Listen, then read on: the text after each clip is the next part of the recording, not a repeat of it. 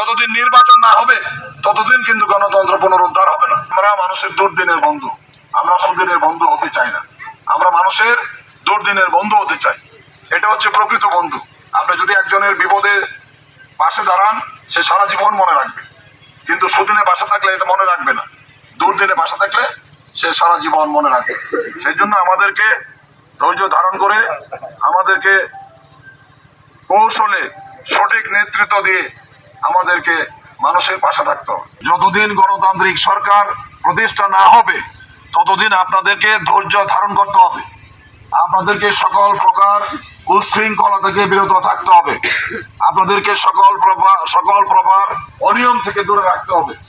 নিজেকে সামলাতে হবে, লোভ লালসার ঊর্ধ্বে উঠতে হবে।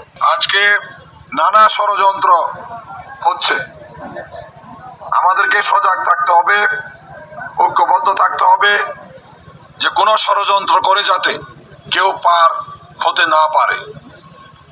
সেই জন্য আমাদেরকে ঐক্যবদ্ধ থাকতে হবে, রাজপথে থাকতে হবে এবং যে কোনো ষড়যন্ত্রের দাঁত ভাঙ্গা জবাব দিতে হবে।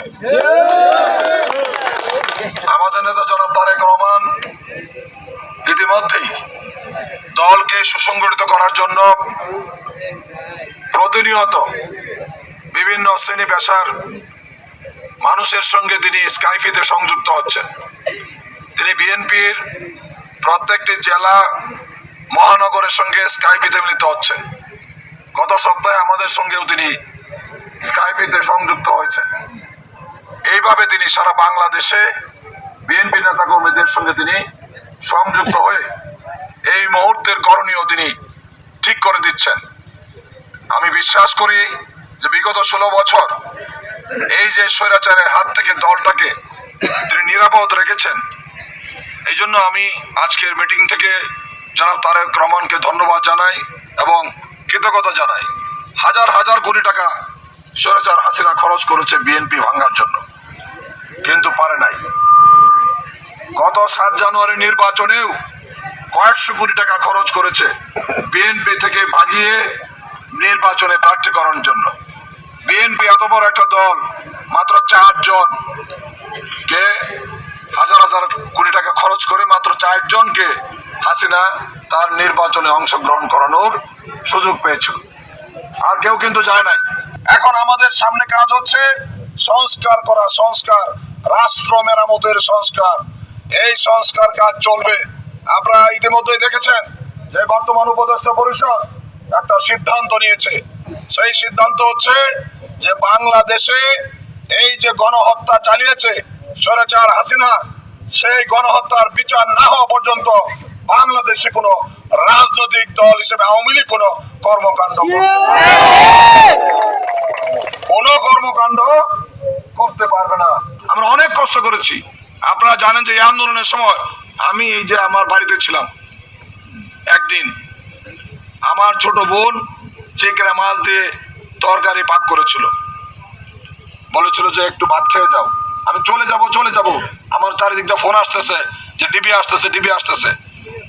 তো কিন্তু আমার ছোট বোন বায়না ধরেছে একটু 1 লঙ্কা ভাত খেয়ে যাও, কিন্তু ভাতটা সেদিন খেতে পারি নাই। ভাতটা যখন মুখের কাছে নিয়েছি, আমার ছোট বোন বারান্দা দাঁড়িয়েছিল পাহারা দেওয়ার জন্য। তখনই দেখে যে ডিবির মোটরসাইকেল ঢুকতেছে। তখন আমার বোন বললো যে ভাইয়া ডিবি এসে পড়েছে। আমি কিন্তু ভাত খেতে পারি নাই।